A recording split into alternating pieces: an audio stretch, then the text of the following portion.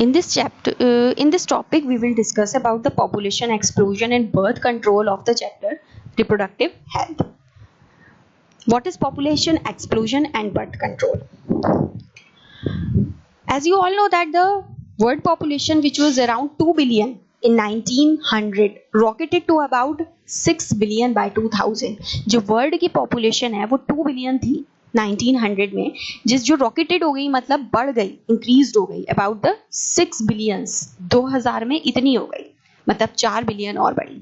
A similar trend was observed in India. ये तो world की बात हो गई. अगर हम इंडिया की बात करें तो ऐसा ही ट्रेंड देखा गया. हमारी जो पॉपुलेशन है जो कि अप्रोक्सीमेटली 350 मिलियन थी at the time of our independence, that reach close to billion mark by 2000. तो ये जो 2000 में बिलियन में पहुंच गई and cross 1 billion in May 2000. तो that means every 6th person in the world is an Indian. As you all know that 6 person जो है वर्ल्ड में वो इंडियन है. तो rapid decline in death rate हो नहीं रही है, सिर्फ इन्फेंट रेट की जो मोर्टेलिटी है वो बढ़ रही है. Maternal mortality rate and infant mortality rate as well as in increase in number of people in reproducible age are probable reasons for this. तो इसका रीजन क्या है कि क्यों पॉपुलेशन जो है वो बढ़ रही है? पहली बात तो यह है कि डेथ रेट डिक्लाइन नहीं हो रही. मैटरनल मोर्टेलिटी रेट और इन्फेंट मोर्टेलिटी रेट, इन दोनों का जो नंबर है वो बहुत ज्यादा बढ़ रहा है ड्यूरिंग द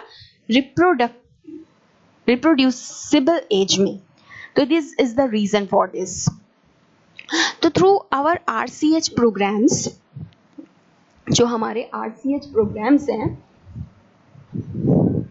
तो we could bring down the population growth rate.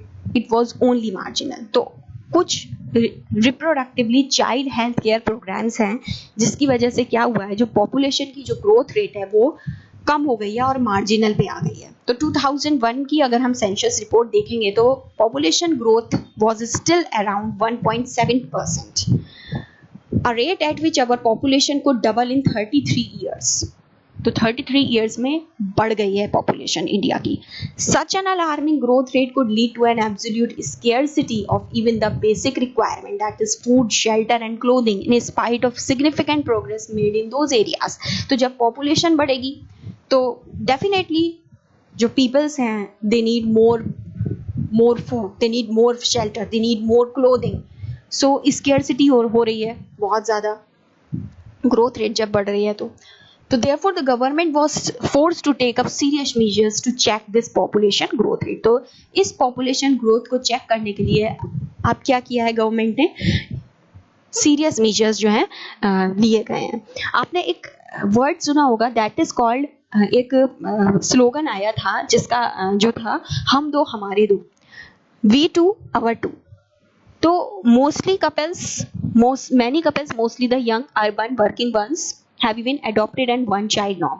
तो ये एक मेजर था जो कि गवर्नमेंट ने लिया था कि हम दो हमारे दो, सिर्फ 2 ही चिल्ड्रन जो हैं एक फैमिली में होंगे, इससे ज़्यादा चिल्ड्रन नहीं हो सकते. तो और भी बहुत सारे रीजंस हैं जो कि इनिशिएटिव स्टेप्स हैं जो कि लिए गए हैं.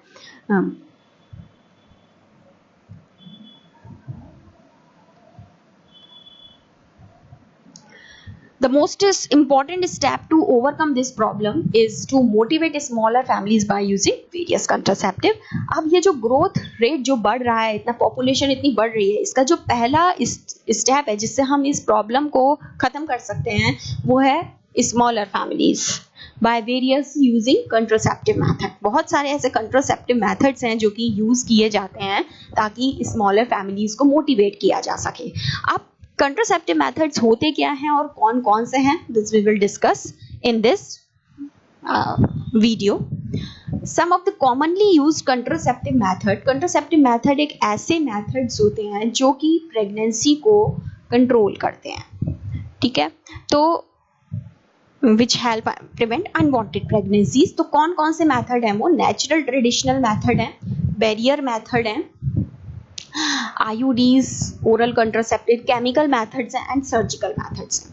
तो अगर हम कंट्रासेप्टिव मेथड की बात करें तो एक अगर आइडियल कंट्रासेप्टिव है, एक अच्छा कंट्रासेप्टिव होता है, that is you should be user friendly, वो यूजर फ्रेंडली होता है, इजीली अवेलेबल होता है, इफेक्टिव भी होता है और रिवर्सिबल भी होता है, मतलब दोबारा से यूज भी हम कर सकते हैं विद नो और least side effect. It also should in no way interfere with the sexual desire और the sexual act of the user. These are the advantages of the contraceptive, ideal contraceptive.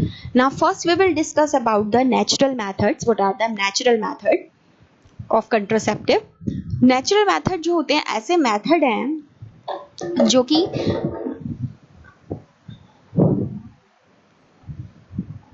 जो कि work करते हैं on the principle of avoiding chances of ovum and sperm meeting. Ovum और sperm meeting के जो chances हैं उसको avoid करते हैं, ये नेचुरल मेथड होते हैं। तो इसमें पहला है आपका पीरियोडिक एब्सटिनेंस। ये एक ऐसा मेथड होता है जिसमें कपल्स जो हैं वो अवॉइड करते हैं या एब्सटेन करते हैं फ्रॉम द coitus या copulation from the day 10 to 17 of the menstrual cycle। menstrual cycle के जो 10 to 17 days होते हैं जहाँ पे ovulation expected होता है, ओवम का जो निकलना होता है वो expected होता है, तो यहाँ पे जो couples होते हैं वो avoid करते हैं coitus से, क्योंकि इस पीरियड में क्या होता है जो फर्टिलाइजेशन के चांसेस होते हैं वो बहुत ज़्यादा होते हैं। फर्टाइल पीरियड कहलाया जाता है मेंस्ट्रुअल साइकिल के 10 to 17 डे के बीच का। Therefore, by abstaining from coitus during this period, conception should be prevented। तो अगर इस पीरियड में coitus एब्सटेन हो जाएगा, कोई भी कपल क्वाइटस नहीं करेगा तो कंसेप्शन से प्रिवेंट हो सकता है। This is the periodic abstinence of the natural method. Then the next method is withdrawal और क्वाइटस इंटरप्ट्स।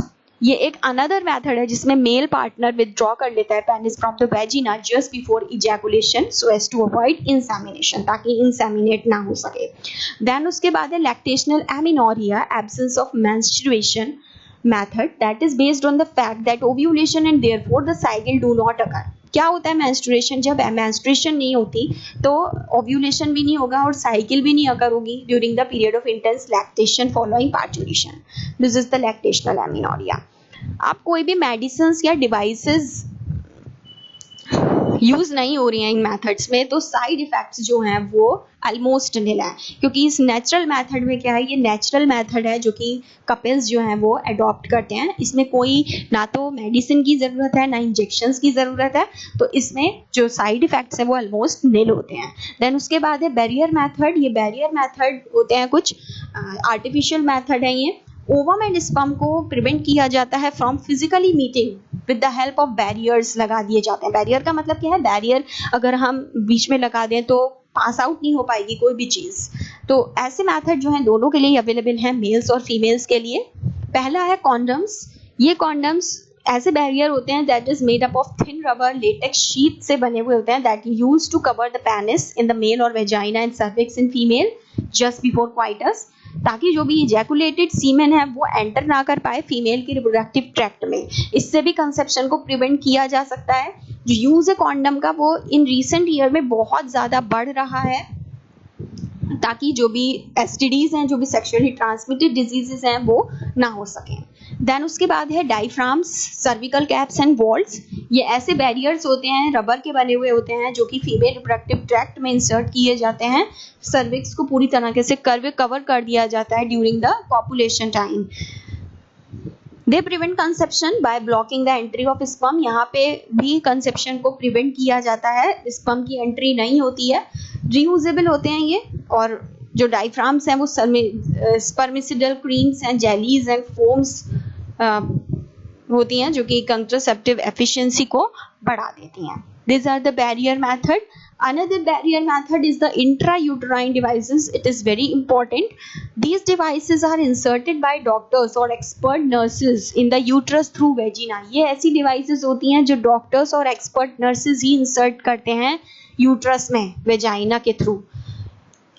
जो इंट्रायूट्राइन डिवाइसेस होती हैं that are available as the non medicated Lippes loop copper releasing, बहुत आती हैं ये कि what are the intrauterine devices and कौन कौन सी इंट्रायूट्राइन डिवाइसेस हैं, तो आप ये लिखेंगे कॉपर रिलीजिंग आईयूडीज जैसे CUT CU7 Multiload 375 and the hormone releasing IUDs जैसे कि प्रोजेस्टिसर्ट LNG 20। These are the intrauterine devices. ये करती क्या है IUDs? These increase phagocytosis of sperm and the copper ions released suppress sperm motility.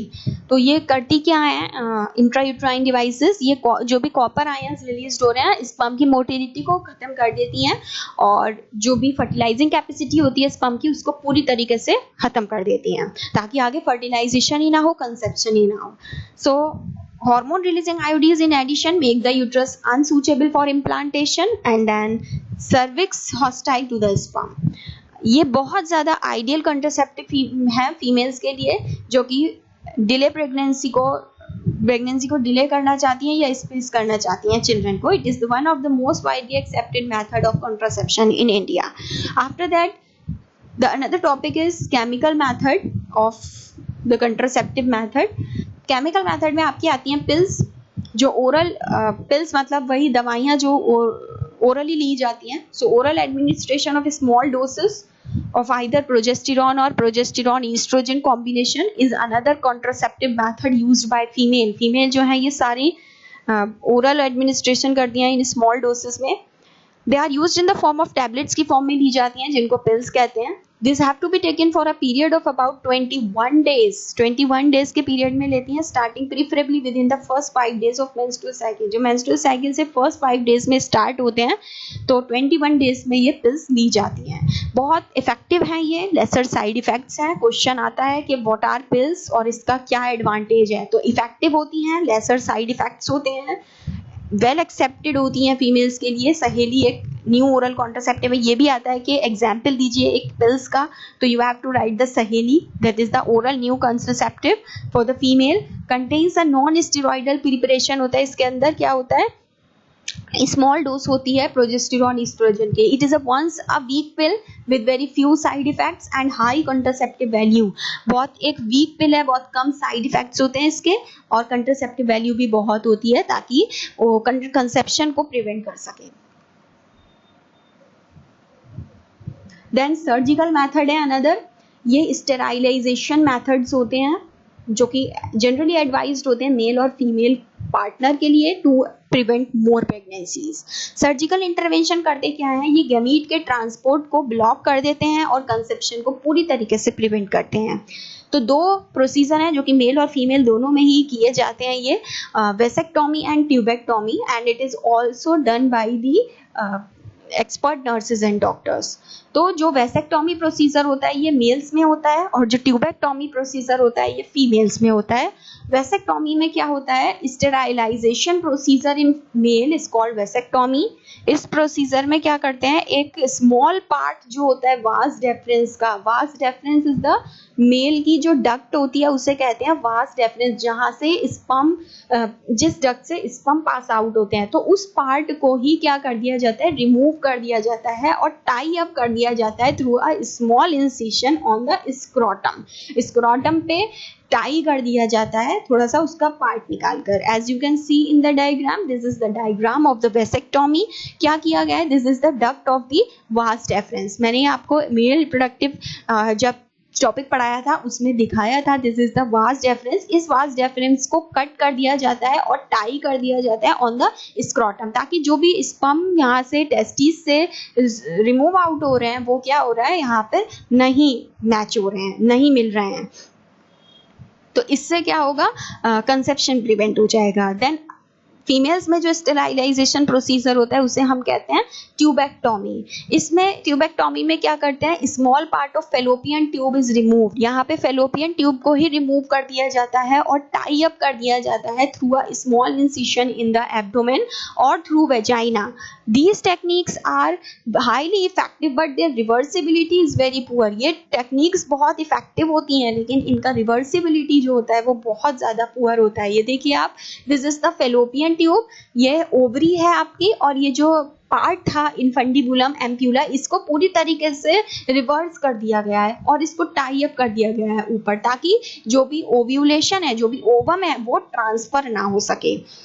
तो this is the tubectomy in female. तो इनके कुछ इफेक्ट्स आते हैं जब ये कराई जाती है ये स्टेरिलाइजेशन प्रोसीजर, तो इनके कुछ डिसएडवांटेजेस हैं, कुछ इल इफेक्ट्स हैं, जैसे कि नोजिया, जी मचलाना, एब्डोमिनल पेन हो जाता है, ब्रेक थ्रू ब्लीडिंग हो जाती है, इरेगुलर मेंस्ट्रुअल ब्लीडिंग, और इवन ब्रेस्ट कैंसर के भी इल इफेक्ट्स होते हैं। दो not very significant, should not be totally ignored.